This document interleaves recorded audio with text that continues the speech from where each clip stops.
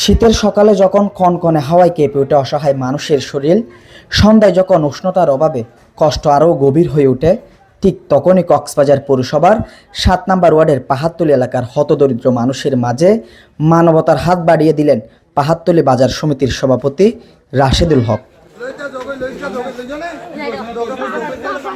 এই উদ্যোগের অংশ হিসেবে প্রায় ২০০ জন দরিদ্র ও শীতার্ত মানুষের মাঝে শীতবস্ত্র বিতরণ করা হয়।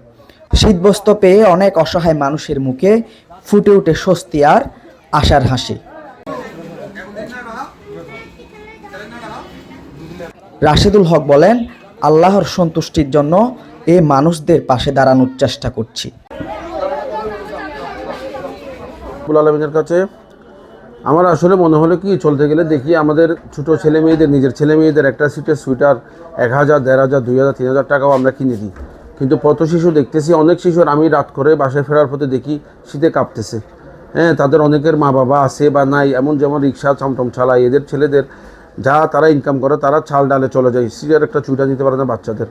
এটা দেখে আমার একটা মনে হলো মূলত আল্লাহর সন্তুষ্টির জন্য এই ছোটো বাচ্চাদের সুইটারের কথা চিন্তা করে আমি যদি ১-১৫০ টাকা ২০০ টাকা যদি একটা ছোটোদের বাচ্চাদের সুইটার দিই, এই টাকাটা তার পরিবার, তার বাবা কিনে দিতে পারতেছে না, বা দিলেও তার চাল ডালে প্রবলেম হয়ে যাচ্ছে। তাই আমি যদি যতটুকু পারি হেল্প করি, তার বাবা মার একটু চাল ডালে একটু সহযোগিতা হবে।